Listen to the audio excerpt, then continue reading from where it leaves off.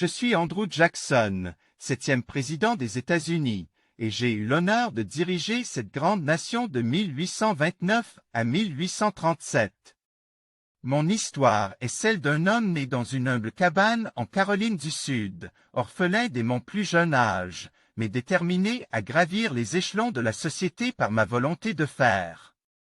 Je suis connu de mes contemporains comme Holly Corey, un surnom témoignant de ma ténacité et de ma fermeté. Avant d'entrer en politique, j'ai servi mon pays sur les champs de bataille. Mon rôle dans la guerre de 1812, particulièrement ma victoire décisive à la bataille de la Nouvelle-Orléans, m'a valu une reconnaissance nationale. C'est avec cette expérience militaire et un profond sens du devoir que je suis entré dans la vie publique. Ma présidence a été marquée par des moments décisifs et des choix controversés.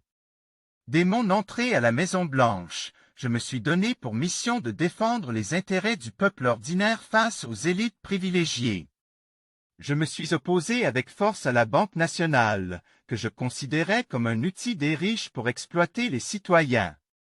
Je n'ai pas hésité à user de mon veto pour bloquer son renouvellement, une décision qui a profondément transformé le système financier américain.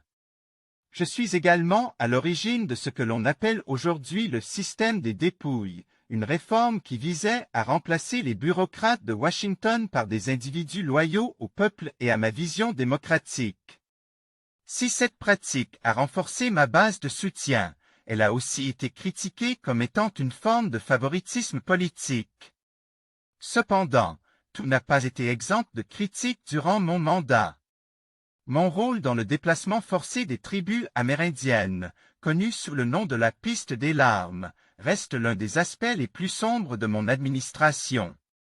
Convaincu que l'expansion vers l'Ouest était essentielle pour l'avenir de la nation, j'ai soutenu des lois telles que l'Indian Removal Act de 1830, qui ont entraîné des souffrances inimaginables pour des milliers de familles autochtones.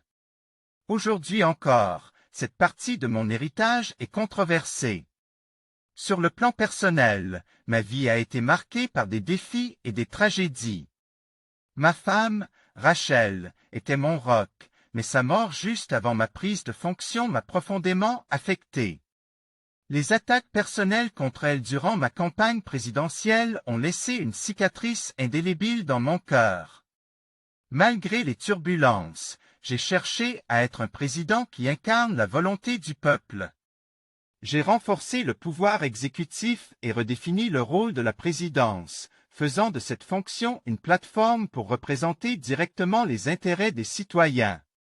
En quittant mes fonctions en 1837, j'ai laissé derrière moi un pays transformé, mais aussi un héritage complexe, mêlant triomphe et controverse. Mon histoire est celle d'un homme qui a cru en l'Amérique et en son potentiel illimité, mais qui a aussi pris des décisions qui divisent encore aujourd'hui.